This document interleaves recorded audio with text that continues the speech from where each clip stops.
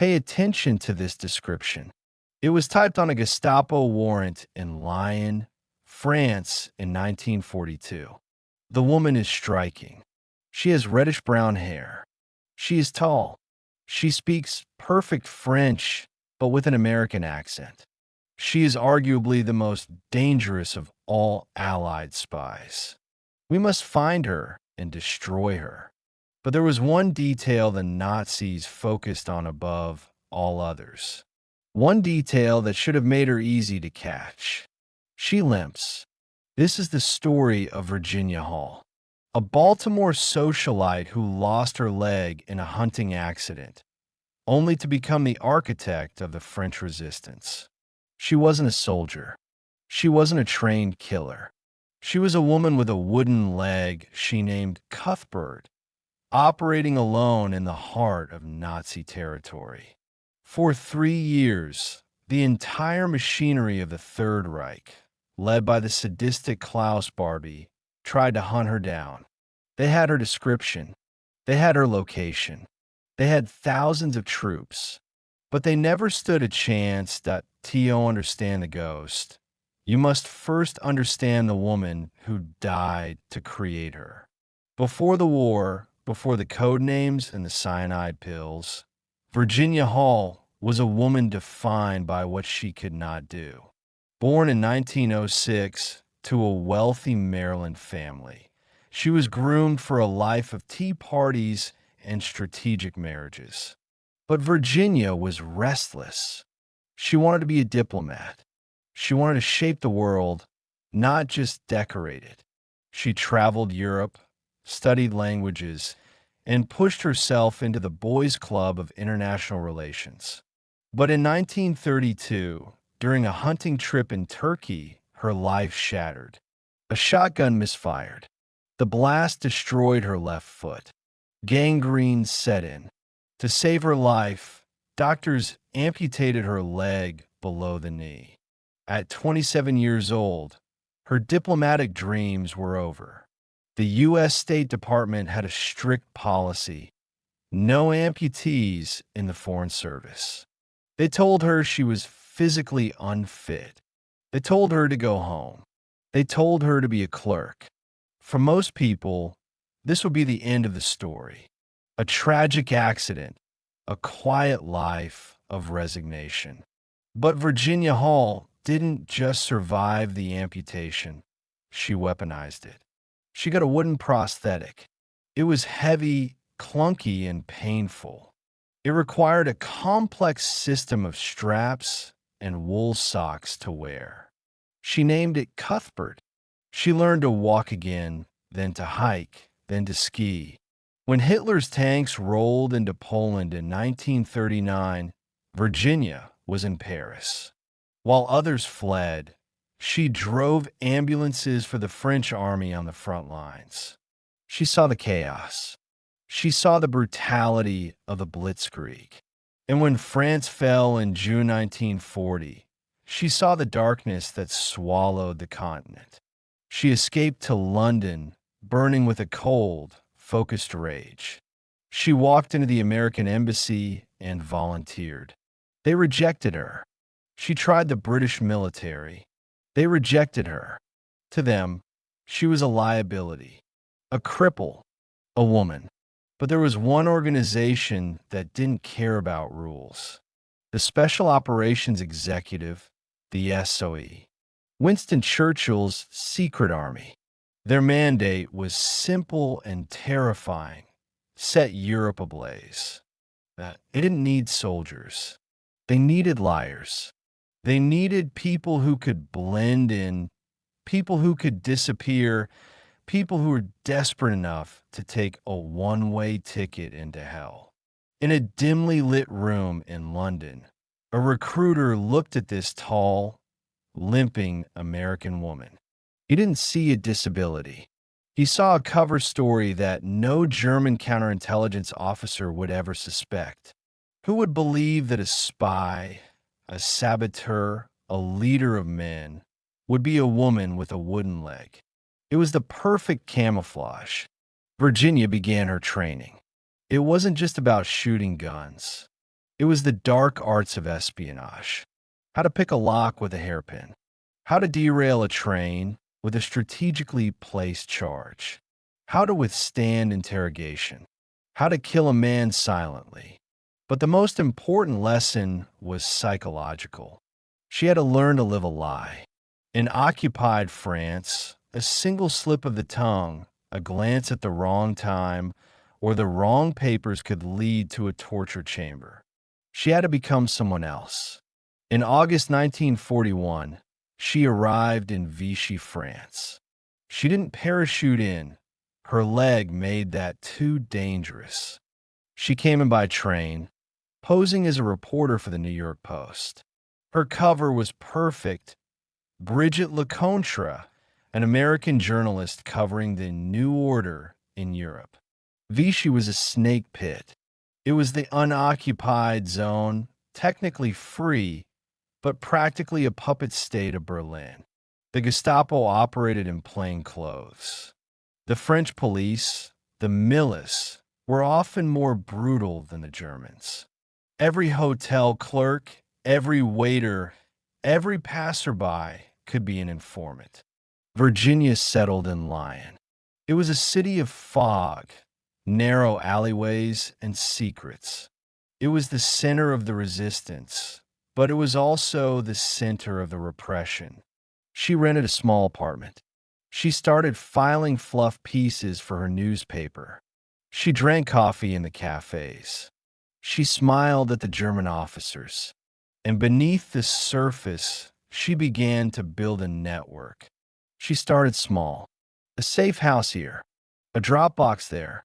She found a printer willing to forge ration cards. She found a brothel owner who could hide British airmen. She worked 18 hours a day, fueled by coffee and adrenaline. Her leg, Cuthbert, often chafed until it bled, but she never complained. She never slowed down. She was the first agent of the SOE in Lyon. There was no support network waiting for her. She was the network. She had to vet every contact personally. One mistake, one double agent, and it would all be over. She looked for the people the Nazis ignored. The nuns in the convents. The doctors who treated the poor. The prostitutes who serviced the German officers. She wove them together into an invisible web. By late 1941, she was running a fully operational circuit. She was smuggling downed Allied pilots out of the country, over the Pyrenees Mountains into Spain. She was transmitting intelligence to London about German troop movements. She was organizing prison breaks. She was effective, too effective. In the headquarters of the Abwehr, German military intelligence, and the Gestapo, reports began to pile up. Strange signals intercepted in the Lyon sector. Pilots disappearing from under the noses of the police. Anti-German graffiti appearing overnight. The Germans knew there was a hub. They knew there was a central figure coordinating these disparate acts of resistance. But their profiles were wrong. They were looking for a man, a British commando, a former French general. They were looking for a ghost. They didn't know they were hunting a woman who kept her wooden leg strapped to her body with leather harnesses. But the anonymity wouldn't last. In the shadows of Lyon, a predator was stirring. A man who would soon arrive in the city with a specific mandate: to crush the resistance and find the person at its center. His name was Klaus Barbie, and he was about to make Virginia Hall his personal obsession. November 1942. The timeline shifts. The illusion of safety in Vichy, France, evaporated overnight. In response to the Allied landings in North Africa, Hitler ordered the Wehrmacht to seize the entirety of France. The borders of the Free Zone were erased. German trucks, gray and ominous, rumbled into Lyon. The flags changed. The uniforms changed. And with the soldiers came the hunters. The Gestapo took over the Hotel Terminus. It was a grand Beaux-Arts building next to the Parash train station. Before, it was a place of luxury, of travelers and businessmen. Now, it became the epicenter of hell. And into this hotel walked Obersturmführer Klaus Barbie. He was 29 years old. He didn't look like a monster. He looked like a choir boy. He played the piano. He was charming, soft-spoken, and possessed a smile that didn't reach his dead, blue eyes. But beneath the veneer was a sadism so profound it terrified even his fellow SS officers. Barbie's mandate was clear: cleanse Lyon, destroy the resistance, find the radio operators, find the organizers. His investigation wasn't based on dusting for fingerprints or analyzing DNA. His forensic tools were the bathtub filled with ice water, the cattle prod, and the heavy spike club he kept on his desk. He turned the cellars of the Hotel Terminus into soundproof torture chambers. He began by pulling files. The German intelligence services, the Abwehr and the SD, had been collecting reports for months. They were fragmented, confusing.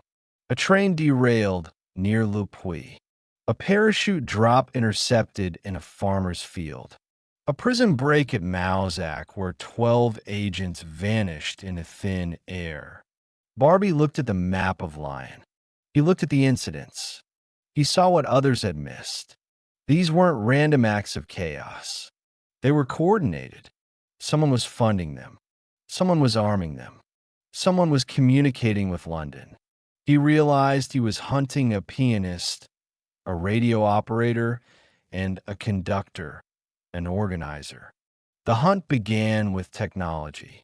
The Germans deployed the Funkpilwagen, radio direction finding trucks.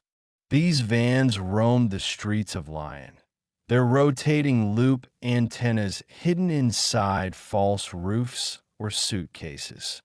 They were listening for the telltale tap, tap, tap of Morse code. Virginia Hall knew they were coming. She saw the trucks. She knew the risks. Every time she or her radio operator transmitted, they were painting a target on their backs. The rule was simple: stay on air for no more than 20 minutes. Change frequencies. Change locations. But the volume of traffic was increasing. London wanted more intelligence. The resistance needed more weapons. Virginia was pushing the limits of safety. She was coordinating supply drops for thousands of Maquisards, fighters hiding in the woods. She was paying bribes. She was moving people. And people talk. Barbie's investigation relied heavily on human weakness. He flooded the cafes and brothels of Lyon with V-men, French collaborators working for the Gestapo. They listened. They watched. They waited for a loose tongue. It happened in a small cafe near the Place Bellecour. A young courier, tired, perhaps a bit drunk, whispered something to a woman he thought he could trust. He mentioned the lady. He mentioned she was American. He mentioned she had a lot of money. The woman was on Barbie's payroll. The next morning, the courier was in the basement of the Hotel Terminus. He held out for hours, but Barbie was patient. He broke the man, piece by piece, until the screaming stopped and the whispering began. The courier didn't know Virginia's name. He knew her cover, Marie. He knew she posed as a journalist. But he gave Barbie the one detail that would change everything. She walks with a limp, the courier gasped. She has a wooden leg. Gotta be a peasant. A wooden leg. It was an absurdity. A spy with a disability? It sounded like a joke, but it fit the profile of the unknown woman reported in other sectors. Barbie ordered a sketch. He sent out a teletype to every Gestapo post in southern France. The description was specific.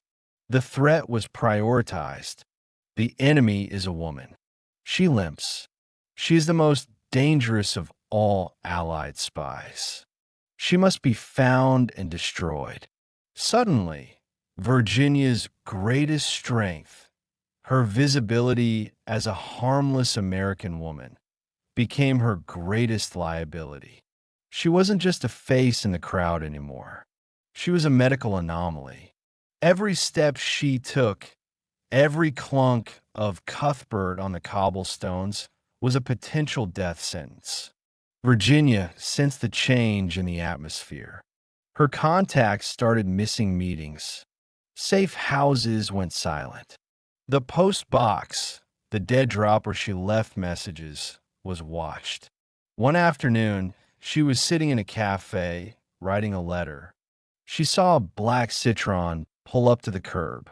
Two men in leather trench coats got out. They didn't look at the menu. They looked at the patrons. They looked at their legs. Virginia didn't panic. She didn't run. That would have drawn attention. She finished her coffee. She paid her bill. She stood up, gripping the edge of the table to steady herself, forcing her gait to be smooth, masking the lurch of the wooden leg. She walked past them, nodding politely. They didn't stop her. Not that day. But the circle was closing. Barbie was tightening the net. He began arresting anyone associated with the American journalist. He raided the office of a newspaper she wrote for. He arrested nuns who had sheltered her refugees.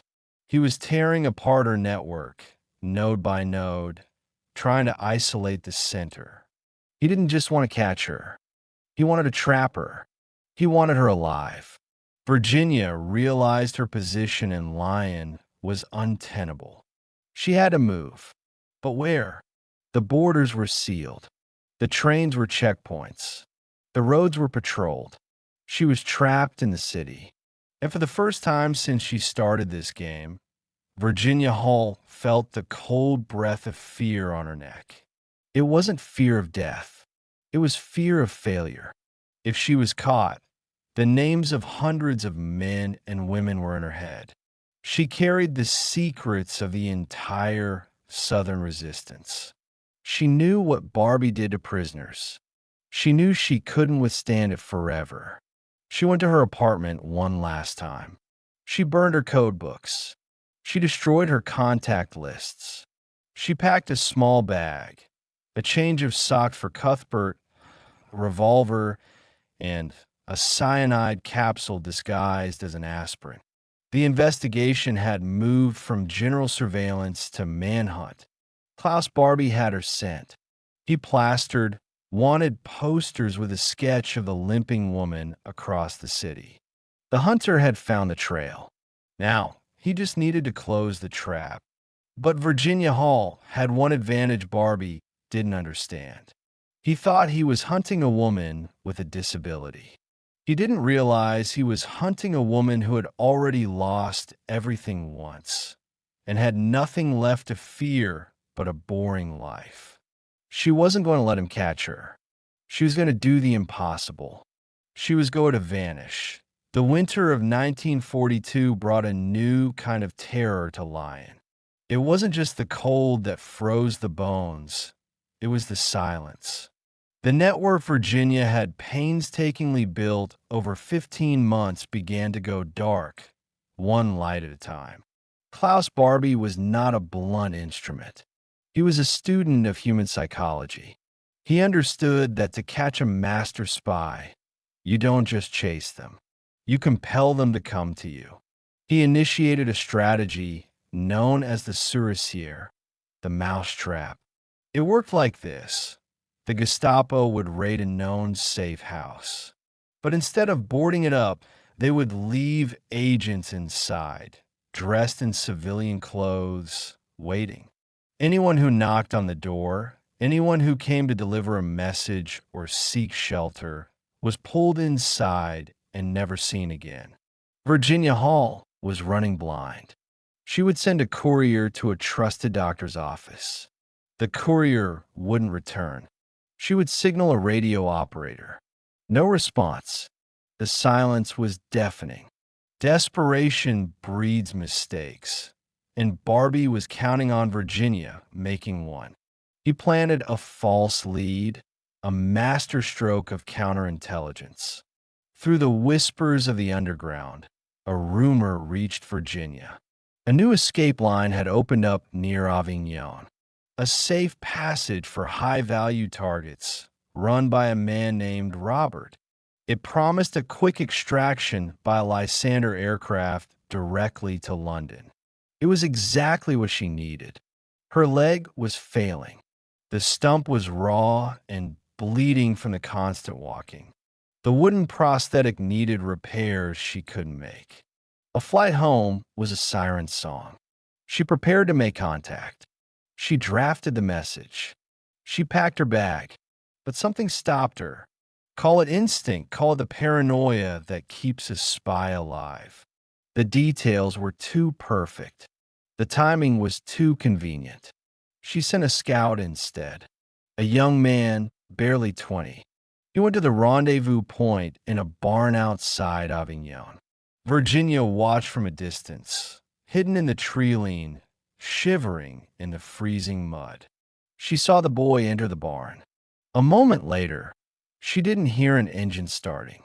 She didn't hear a friendly greeting. She heard the distinct metallic rack of MP-40 submachine guns. She saw the boy dragged out, beaten, and thrown into the back of a black sedan. It was a trap. Barbie had anticipated her need for escape and built a cage to catch her. Virginia realized with horrifying clarity that there was no Robert. There was no plane. There was only the butcher of Lyon, waiting in the shadows. The despair set in. It wasn't a sudden crash, but a slow, suffocating wait. The walls of Lyon were closing in. The train stations were swarming with fell gendarmerie checking papers against the sketch of the limping lady. The roads were blocked. She was the most wanted person in France, and she was trapped in a city that was rapidly becoming a prison. Every option was a dead end. The Swiss border, heavily reinforced with fresh SS Panzer divisions. The Mediterranean coast, locked down to prevent an Allied invasion. The air, the RAF couldn't risk landing a plane in a sector so hot. She was alone. Her friends were in prison or dead. Her superiors in London were miles away. Their voices reduced to static on a radio she could no longer use safely. She spent her nights moving from attic to attic, never staying more than a few hours. She slept with a revolver in her hand. She practiced the motion of biting the cyanide capsule over and over until it became muscle memory. She knew that if they took her alive, she would not survive the hotel terminus. She knew what Barbie did to women. She had heard the stories. One night, huddled in a cold cellar, she looked at Cuthbert.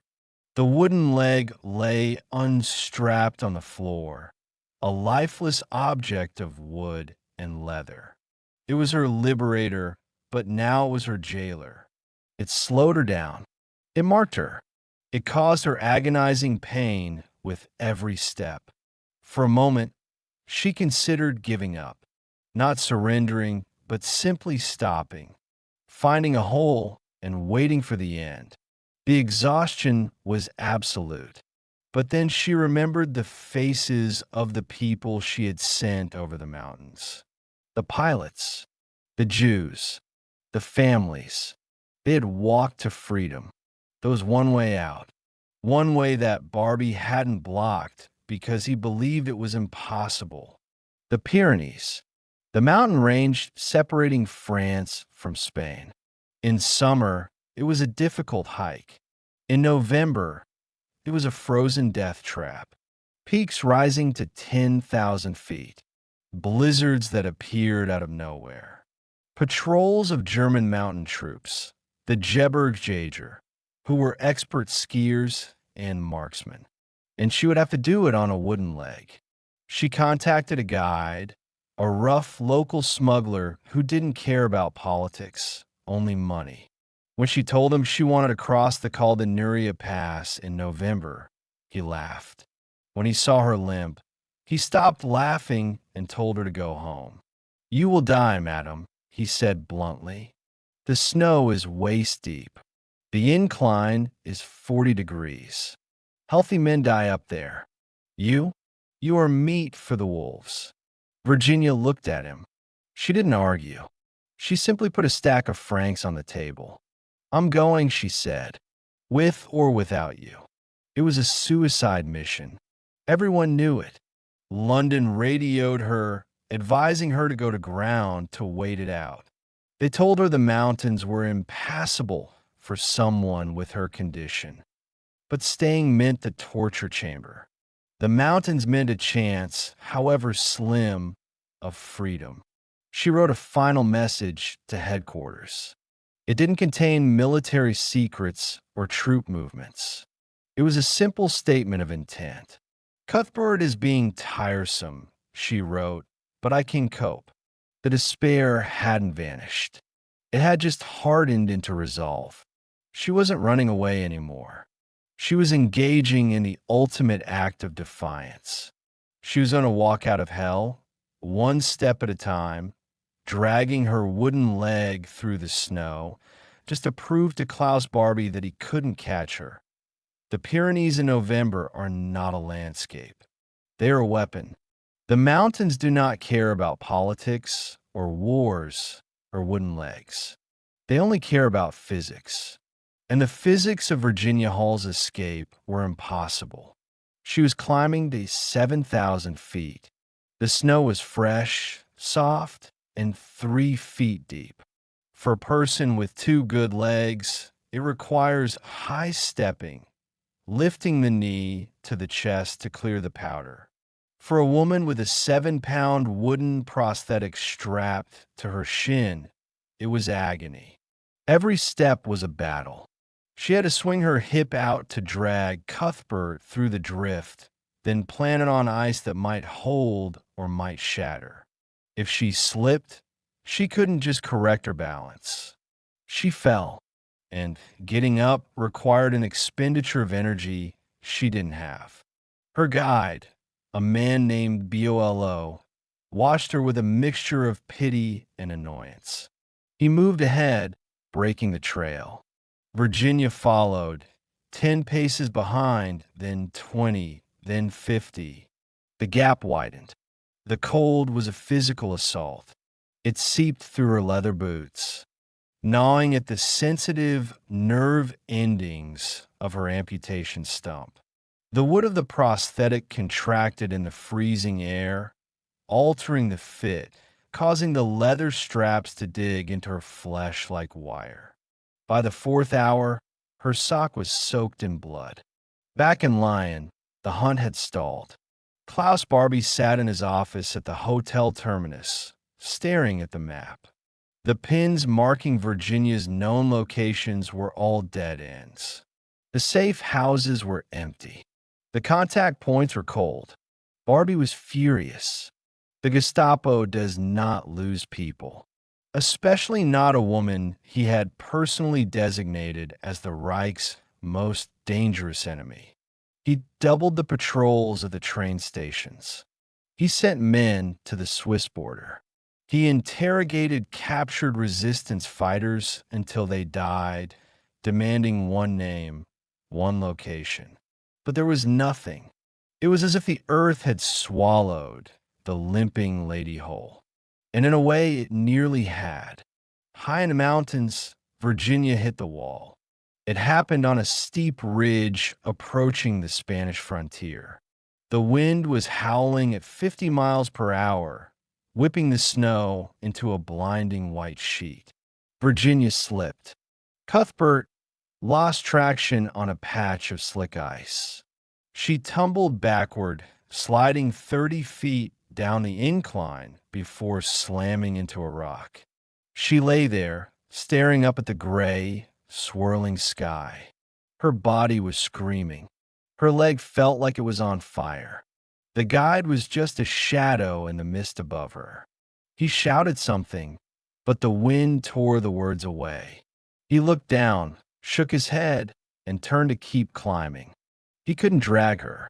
If she couldn't move, she stayed. That was the law of the mountains. This was the dead end, the moment where biology defeats will. London received a strange transmission around this time. It was garbled, weak, likely sent from a portable set before the batteries died. Cuthbert is giving me trouble, it read. The officer receiving it in England didn't understand the code. He replied, "If Cuthbert is troublesome, have him eliminated." He didn't know Cuthbert was her leg. He didn't know he was advising an agent to cut off her own limb to survive. Virginia lay in the snow. She closed her eyes. It would be so easy to sleep. The cold wasn't painful anymore. It was warm, inviting. This is how hypothermia kills you. It sedates you first. But then a thought pierced the fog. Klaus Barbie. If she died here, her body would be found in the spring. They would identify the wooden leg. Barbie would see the photos. He would smile that thin, dead smile. He would win. He would tell the world he had driven the great spy to her death. Rage is a powerful fuel. It burns hotter than hope. Virginia Hall rolled over. She dug her fingers into the frozen scree. She groaned, a sound that was more animal than human, and forced herself upright. She grabbed her wooden leg with both hands and physically hauled it forward, planting it in the snow. Step, drag, scream. Step, drag, scream. She caught up to the guide. He looked at her with wide eyes, as if seeing a revenant. He didn't speak. He just pointed forward. They crossed the crest of the pass just as night fell. They were in Spain, but the ordeal wasn't over. Spain was neutral in name only. Franco's fascist Guardia Civil patrolled the border, and they were friendly with the Gestapo. Virginia and her guide descended into the valley. They were dehydrated, starving, and hallucinating from exhaustion. They stumbled into the small town of San Juan de los Abadices. They looked like beggars. They looked suspicious. Within an hour, the Spanish police arrested them. Virginia had no papers. She had destroyed them before the climb. She gave a fake name. She claimed to be a lost American citizen. But the Spanish police weren't interested in stories. They threw her into a filthy cell in the Figueres prison. Back in Lyon, the silence stretched into weeks. Barbie began to doubt. Had she slipped the net? Or was she dead in a ditch somewhere? The uncertainty gnawed at him. A spy you kill is a victory. A spy who vanishes is a threat. He kept the file open. He kept the wanted posters up. He refused to believe she was gone. The limping lady is not dead, he told his subordinates. She is waiting. In the Spanish prison, Virginia sat on a stone floor. She detached her wooden leg to massage the bloody stump. She was alive. She had beaten the mountain, but she was now in a different kind of cage. She couldn't contact the American consulate. That would blow her cover. She couldn't contact the British. That would confirm she was a spy. She was an illegal black hole. And if the Germans found out she was being held just across the border, extradition would be a phone call away. She had to get a message out. But how? She had no radio. She had no money. She had only her wits. She befriended a prostitute who was being released from the cell next door. It was a risky gamble. The woman could have sold her out for a pack of cigarettes. But Virginia had a talent for finding the humanity in outcasts. She gave the woman a note, written on a scrap of paper, addressed to the American consul in Barcelona. It was innocuous. It simply said an American citizen was being held wrongfully. It didn't mention the SOE. It didn't mention the wooden leg. Weeks passed. Virginia rotted in the cell. Her health deteriorated. Then, one morning, the heavy iron door creaked open. A man in a suit stood there. The American vice consul. He got her out, not as a spy, but as a stranded tourist. Virginia Hall limped out of the prison and into the Spanish sun. She was gaunt. She was limping badly. She looked 10 years older, but she was free. She boarded a train to Madrid, then to Lisbon, and finally, a flight to London. When she walked into the SOE headquarters in Baker Street, the officers stared. They had written her off. They had drafted the telegram to her family. They looked at the woman with the wooden leg, the woman who had walked over the Pyrenees in winter while the entire SS hunted her, and they didn't know what to say. They tried to give her a medal. She refused it. "I don't want a medal," she said. "I want to go back." The room went silent. Go back. It was insanity. She was compromised. Her face was known. Her limp was a dead giveaway. Barbie was still there, waiting. Sending her back into France would be sending a lamb to the slaughter. "You can't go back, Virginia," her commander told her. "You are too distinct. The limp makes you impossible to hide. We are retiring you." They thought it was a dead end. They thought the story was over.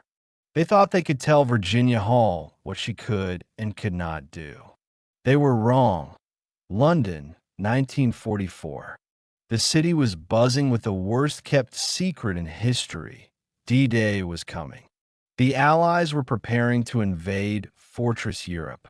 They needed every agent, every saboteur, every radio operator they could get. Except Virginia Hall. The British SOE stood firm.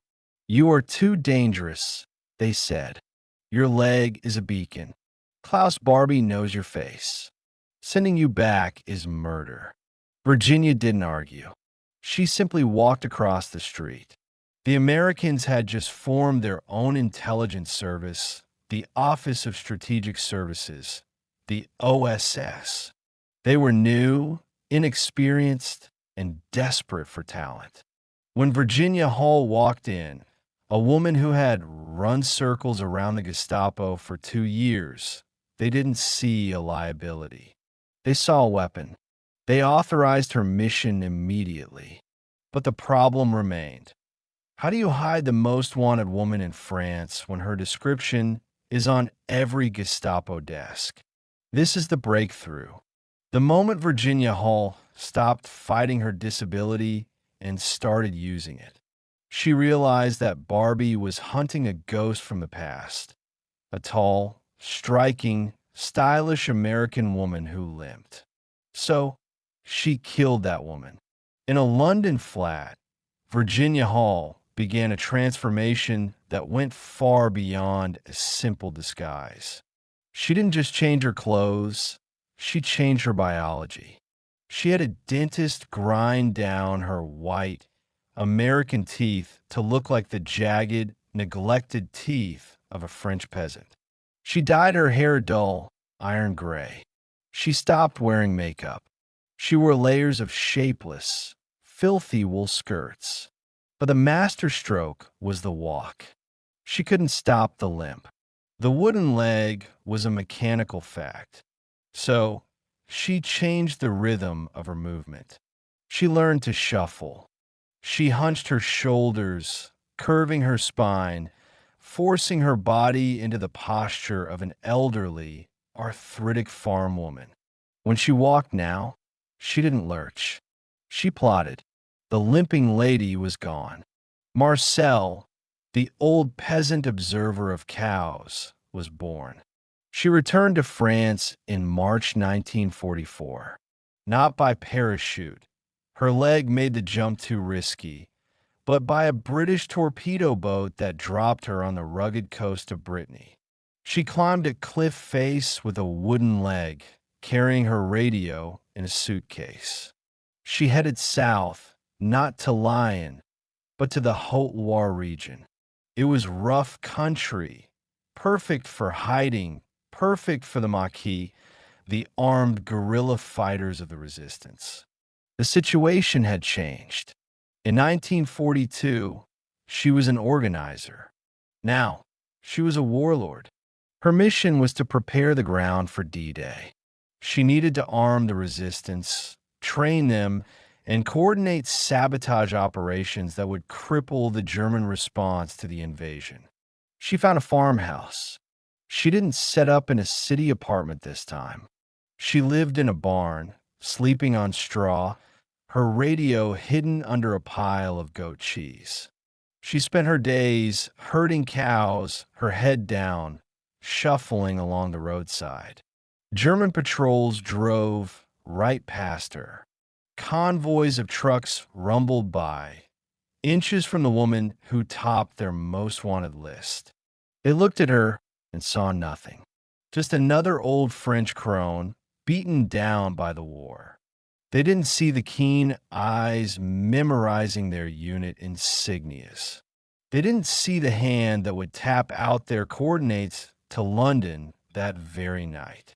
This was the key detail that broke Barbie's hunt. He was looking for a spy. He never imagined the spy would look like his grandmother.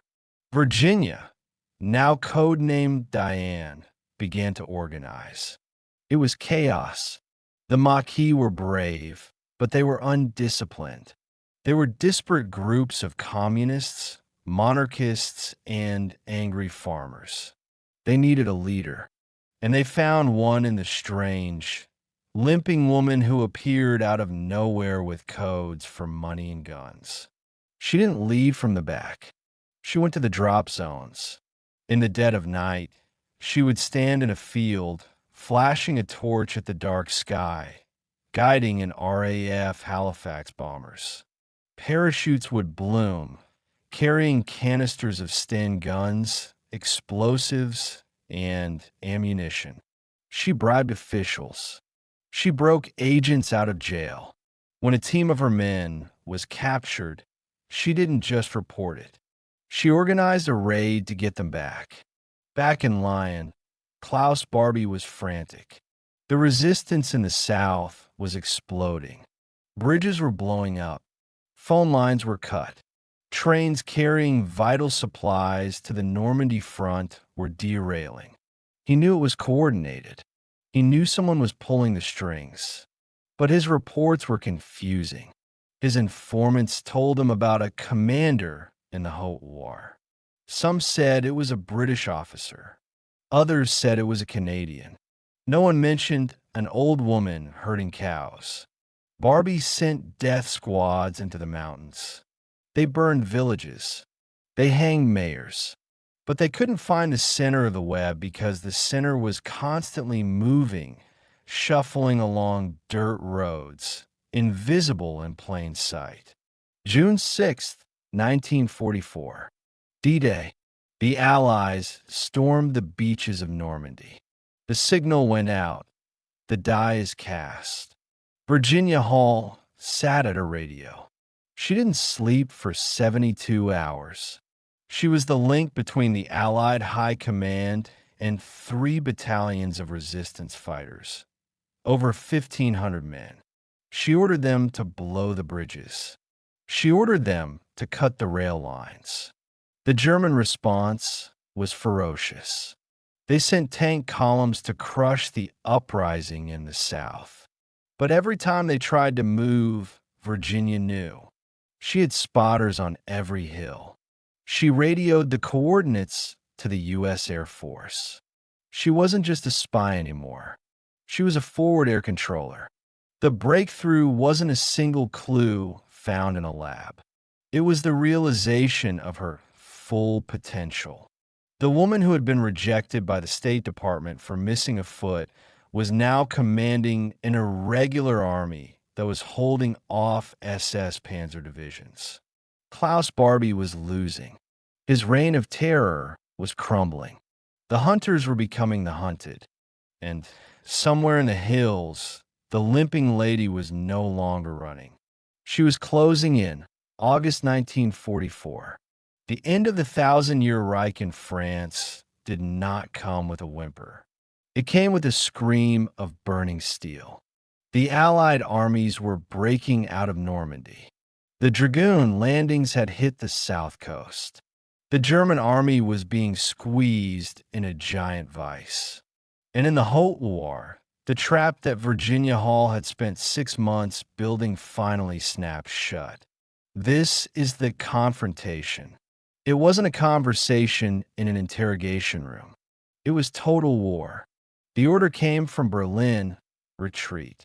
The German garrison in the region, thousands of troops, tanks, and trucks, began to pull back, desperate to reach the German border before they were cut off. But Virginia Hall had cut the strings. She had spent months mapping every bridge, every tunnel, every choke point. Now, she pulled them tight. When the German convoys tried to cross the bridges, they blew up. When they tried to use the radios, the lines were dead. When they tried to take the back roads, they drove into ambushes set by the Maquis units Virginia had armed and trained. She wasn't hiding in a barn anymore. She was moving with her troops. The old woman shuffle was gone. The adrenaline numbed the pain in her stump. She carried her radio equipment in a jeep she had liberated, directing the chaos like a conductor. In Lyon, the predator became the prey. Klaus Barbie, the butcher, felt the walls closing in. The Hotel Terminus, once a fortress of terror, was now a sinking ship. This is the closest we get to a confession from a man like Barbie. He didn't weep. He didn't apologize. He did what cowards do when the power is stripped away. He tried to erase the truth. In the courtyard of the Gestapo headquarters, fires burned day and night. Barbie ordered the destruction of all files. The names of the tortured, the records of the deportations, the warrants for the limping lady. He fed them all to the flames. It was an admission of guilt written in ash. He looted the hotel's wine cellar. He stole jewelry from his prisoners. And then, mere hours before the American tanks arrived, Klaus Barbie slipped out the back door. He didn't stand and fight. He ran. He melted into the chaos of the retreat, escaping justice for 40 years. He robbed Virginia of the satisfaction of seeing him in chains, at least for now. But while Barbie fled, Virginia stood her ground. The turning point came on a dusty road outside the village of Lutschamben. A massive German column was attempting a breakout. They had armor. The resistance had rifles and Molotov cocktails. It should have been a slaughter. But Virginia grabbed her radio headset. She switched to a frequency she hadn't dared use before, a direct line to the U.S. Army Air Corps.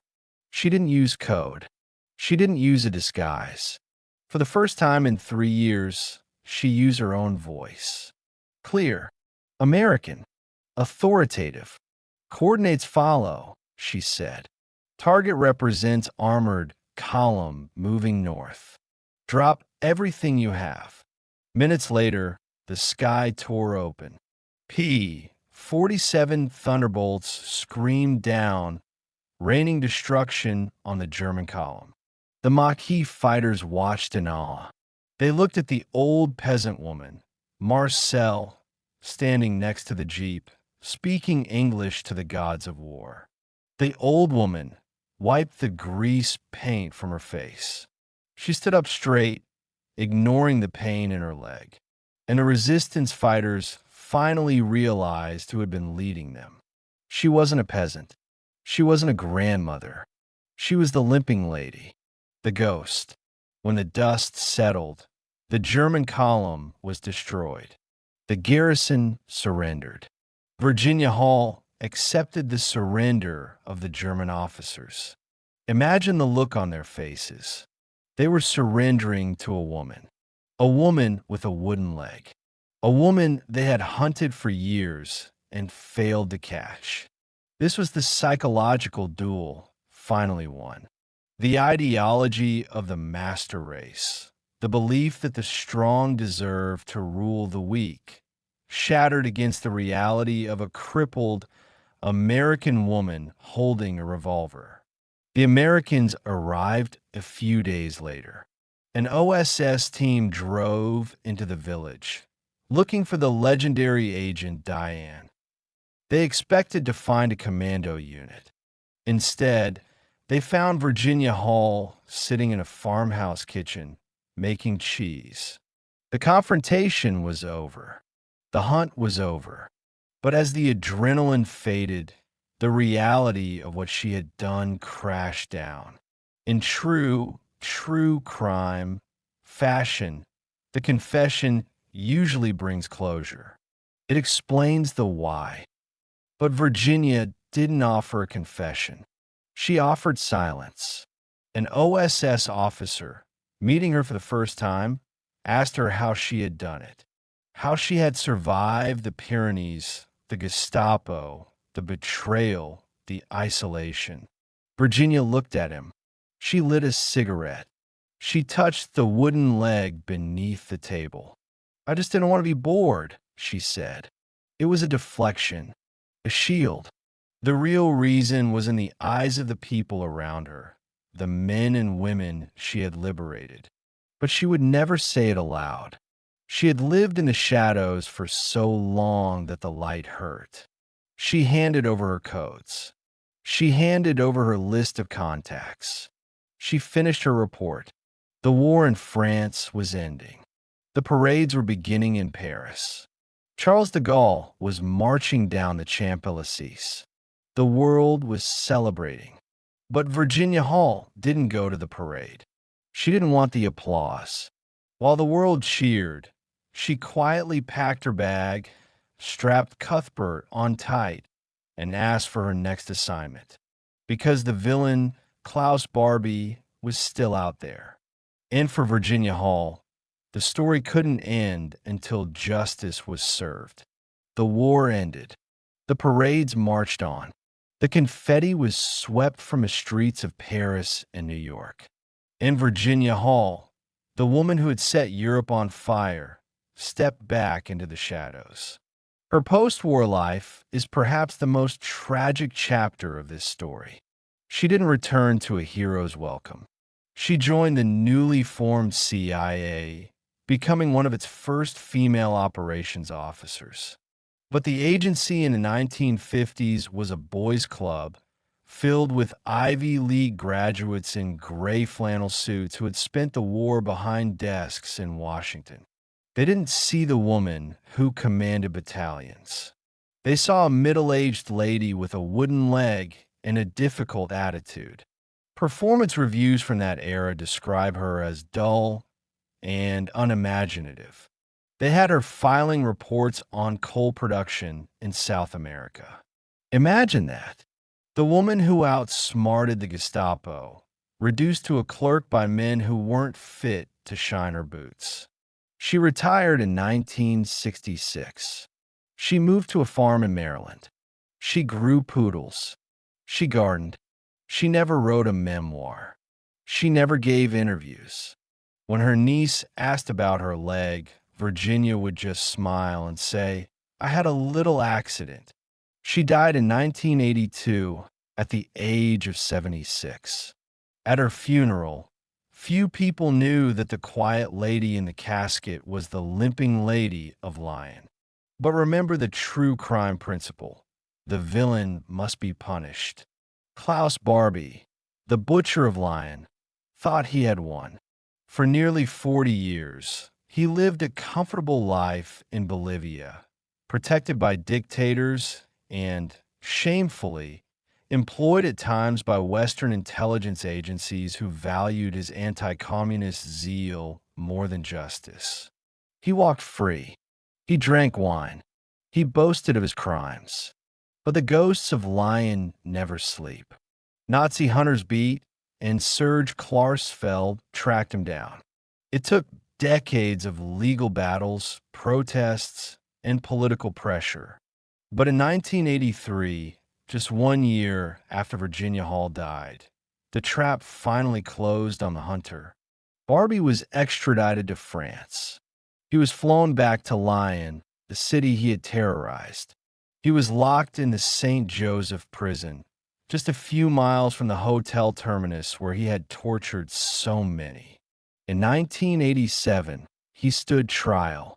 The witnesses came forward, the resistance fighters, the Jewish children who had survived, the parents of those who hadn't. They pointed their fingers at the old man in the glass booth. Barbie was defiant to the end, claiming he was just a soldier fighting a war. The jury didn't buy it. He was convicted of crimes against humanity and sentenced to life in prison. He died behind bars in 1991, a broken, despised man dying of cancer. Virginia Hall never got to see him in handcuffs. She never got that moment of televised vindication. But in a way, that fits her story perfectly. She wasn't fighting for the applause of a courtroom. She was fighting for the result, and the result remains. Today, if you visit the CIA headquarters in Langley, Virginia, there is a museum. It is filled with gadgets and artifacts. But in the center, there is a painting. It depicts a woman in a field in France, operating a radio by candlelight. And nearby, under glass, is the Distinguished Service Cross, the only one awarded to a civilian woman in World War II. Virginia Hall's legacy isn't just about espionage. It's about the power of being underestimated. The Nazis looked at a woman with a disability and saw a victim. They saw someone weak. They saw someone they could break. They didn't look beneath the metal. They didn't see the steel spine. They didn't understand that when you take everything away from a person, their career, their mobility, their safety, you don't make them weaker. You make them dangerous. You strip away the fear of loss. You leave only the will to act. Virginia Hall proved that a limp is not a limitation. It's just a rhythm that marched over mountains, through blizzards, and straight into the heart of the Third Reich. She was the limping lady, the ghost, the spy, and she won.